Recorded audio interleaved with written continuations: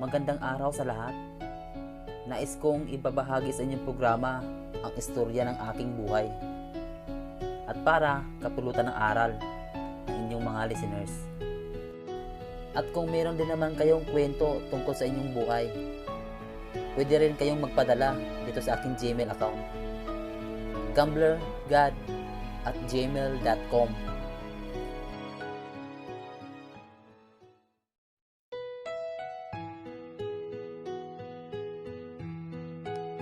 Sa loob ng isang linggo, halos araw-araw kami nag-uusap ni Konsihal.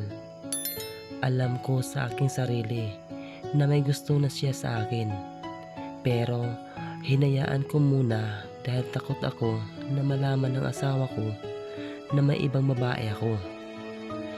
Katagalan ng aming pag-uusap, parang unti-unti nang nawawala ang takot ko. Dahil sabi niya, wala siyang balak na agawin niya ako sa asawa ko. Alam mo, Jen, noong sinabi ng boss namin na dito ako ma-assign, parang ayaw ko nang magtrabaho. Gusto ko nang umalis sa kumpanya dahil ang layo. Ganun ba? Pero ngayon, anong pakiramdam mo? Pakiramdam ko, parang ayaw ko nang umuwi sa amin. Mahal na kasi kita, Jin. Ilang araw lang, Jun. Ganon na yung pakiramdam mo sa akin. Pero Jun, alam mo, wala akong balak na agawin kita sa asawa mo. Kung uuwi ka sa inyo, okay lang sa akin. Hindi kita pipigilan. Pero oo, mahal din kita, Jun. Ibig sabihin, Jin, tayo na? Tanong ko. Alam kong mahirap para sa akin, Jun. Pero pipilitin ko. Oo, tayo na. Paano na yung kalibin partner mo? Wala na akong pakialam doon. Kung pupunta siya dito, hindi ko na siya papansinin. Pero huwag ka lang magpahalata sa kanya na tayo na. Baka kasi mag-amok yun dito. Mahirap na. Okay, hindi ako magpahalata para walang mangyaring away. Mahirap din pag magkagulo. Baka makarating sa asawa ko ang tunay na dahilan. Sagot ko. Kung sakali mang malaman ng asawa mo na may relasyon tayo, anong gagawin mo? Tanong niya. Hindi ko alam kung ano ang gagawin ko. Pipilitin kong hindi siya papaniwalain. May anak kasi kami. Tsaka madali lang niya akong mapakulong dahil may katungkulan ang asawa ko sa City Hall. Sagot ko.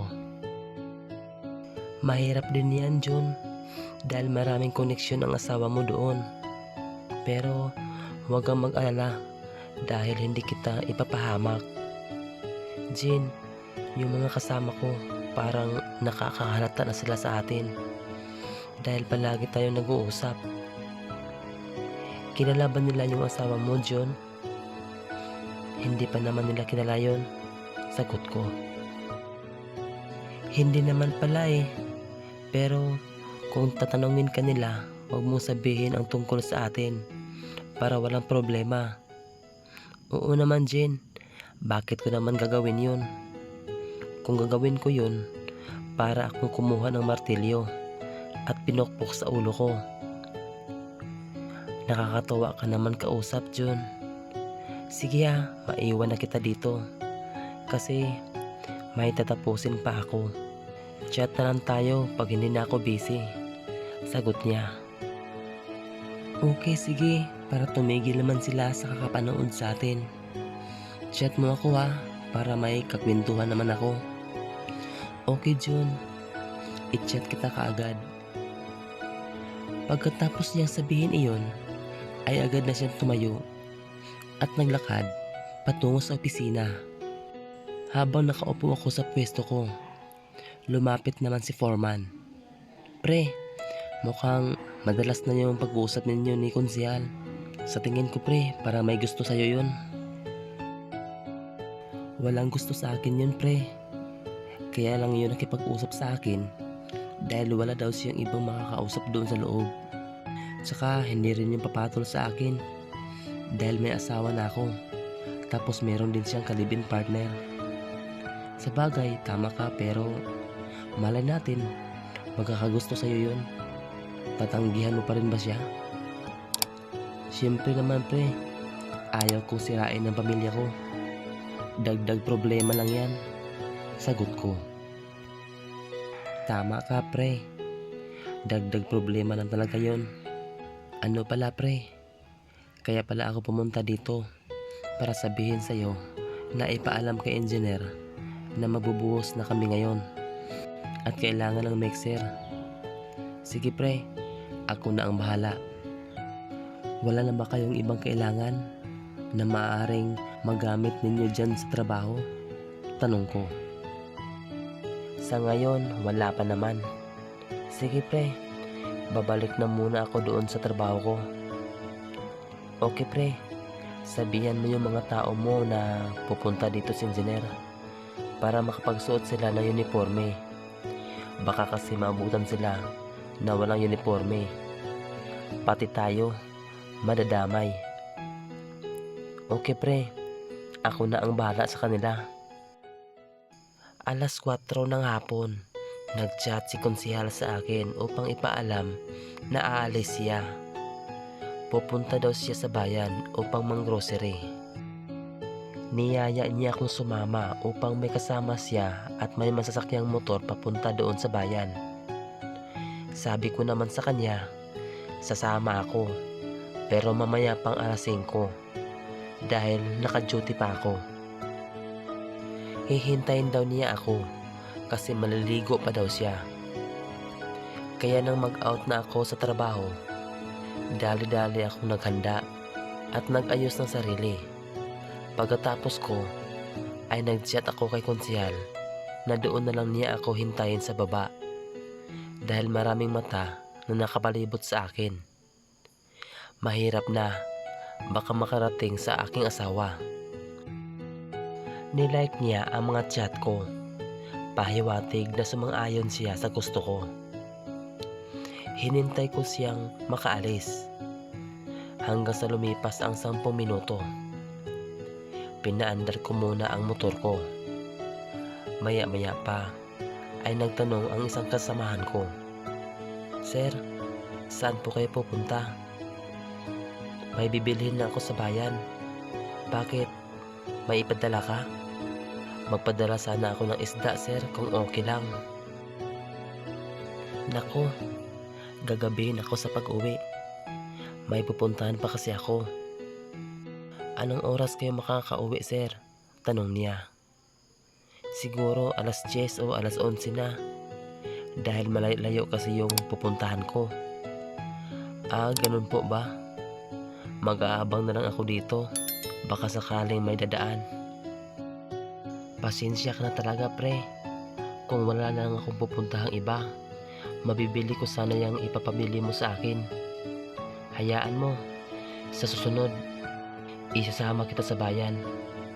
"Okay lang yun sir, hahanap na lang kami dito ng ulamin namin." Pagkatapos nun ay umalis na ako. Pagdating ko sa unahan, nakita ko si konsehal na nakatayo. Huminto ako sa tabi niya. "Jean, pasensya na. Medyo natagalan ako.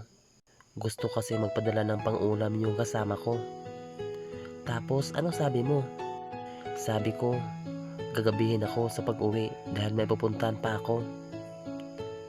"Dapat, dinala mo na lang yung pera niya para may pang-ulam siya mamaya." "Hindi pwede yun Jean, kasi hindi natin alam kung anong oras tayo makakauwi." "Saan naman tayo pupunta?" tanong niya. "Kahit saan Jean, kung okay lang." "Ikaw ang bahala Jun. Wala naman akong gagawin sa bahay. Ano kaya kung kakain muna tayo? Alam mo ba kung saan dito yung restaurant?" tanong ko. "Restaurant? Marami yan doon sa bayan," sagot niya. Makalipas ang 1 oras ay nasa highway na kami. Naghanap muna kami ng makainan dahil mag-alas 7 na. Ngunit may nadaanan kaming grocery store. Di ba Jen, kaya ka umalis dahil mag-grocery ka? Oo Jun, yun naman talaga ang balak ko kanina. Mabuti siguro Jen kung mag-grocery muna tayo para pag uwi may grocery kang dala. Sabi ko. Pwede rin Jun. Sige papasok na muna tayo. Saglit lang naman to dahil konti lang naman yung bibilhin ko. Ikaw, wala ka bang bibilhin? Tanong niya. Meron din, kaya sasama na ako sa'yo. Bumili ako ng mga gamit para sa katawan ko. Pabango, lotion, cotton at cleanser. Bumili na din ako ng chichirya dahil gusto ko may pang-snack kami pag sakali mang mag-date kami. At nang matapos na, ay dali-dali kaming lumabas upang maghanap ng makainan. Pumasok kami sa isang sikat na restaurant. Medyo may kamahalan ang mga pagkain, pero sulit naman dahil puro masasarap naman yung mga ulam nila. Habang kumakain kami ni Konsehal, bigla ko na lang siyang niyayang pumasok sa isang lugar na kaming dalawa lang.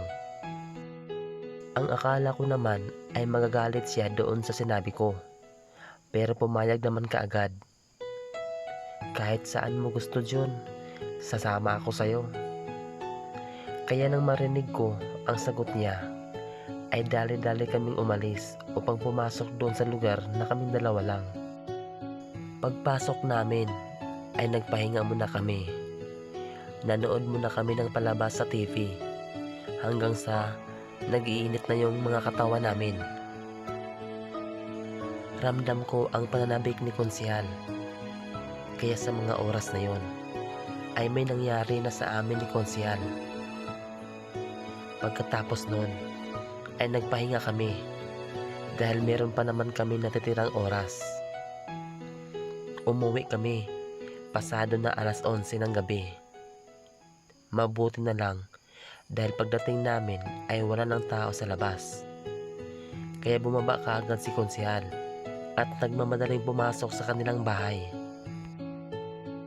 Pinarada ko kaagad ang motor ko sa gilid ng barracks namin. Maya-maya pa ay biglang nag-ring ang cellphone ko. Kaya sinagot ko kaagad ang tawag. Jin, napatawag ka. May problema ba? Jun, yung grocery ko, nandyan ba sa'yo? Tanong niya. Sandali lang, tingnan ko muna doon sa bag ko. Agad kong tiningnan ang bag kung nandun ba. Mabuti at nandun sa loob ng bag. Naisama ko pala doon sa nabili ko. Kaya tinawagan ko kagad si Konsehal at sinabi ko sa kanya na nandito sa bag ang mga grocery niya.